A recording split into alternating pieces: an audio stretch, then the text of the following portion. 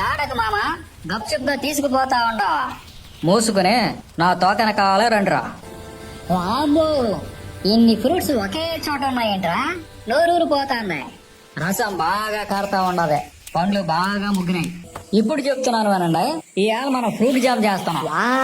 వెళ్ళి కోసుకొచ్చేయండి, తొందరగా కోసేయండి రా. రే కాలు జారి పడావు, నానెత్తి పగులుద్ది. మన ఫేవరెట్ అరటి పండ్లు మామ. కాయలు కాదు, గెల తెంపుకుపోదాం. రే నాన్న సరిగ్గా పట్టుకో, కింద పడితే ముడ్డు పగులుద్ది. రే రే రే ఓపకరా బాబు, కళ్ళు ఎరుగుతున్నా. పండ్లకు రారాజు బంగిని బలి మామిడి పండు.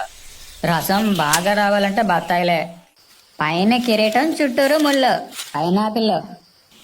స్ట్రాబెర్రీని చూస్తుంటేనే మొహం ఎర్రగా అయిపోతుంది, మరి తింటే ఒళ్ళంతా ఎర్రగా అయిపోతేమో.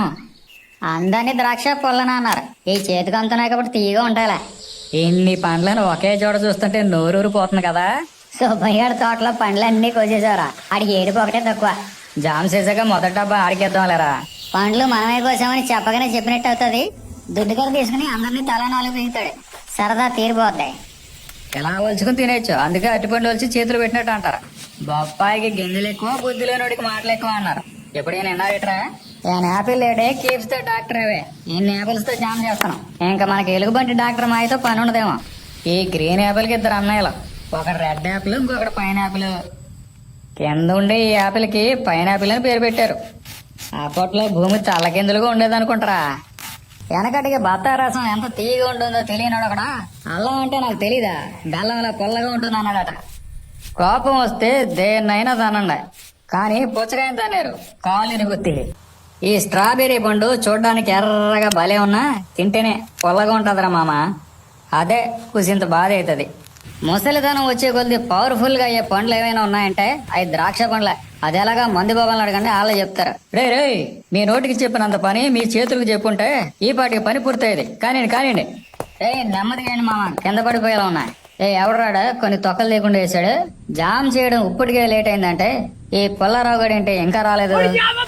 పొలాలు మోసుకురావడం అంటే లేదు, పండు మీద తొక్క తీయడం అనుకుంటున్నారు. నాకు సరదా తీరిపోతుంది. నీళ్లు బాగా మరిగిపోతున్నాయి. ఏంటి అన్ని ఒకేసారి వేసేయండి. ఏంటి అమ్ముడు, లెట్స్ డు కమ్ముడు. కమ్ముడు కమ్ముడు కమ్ముడు కమ్ముడు. ఇది బెల్లం మొక్క, ఇటుక మొక్క. ఎంత గట్టిగా ఉంది.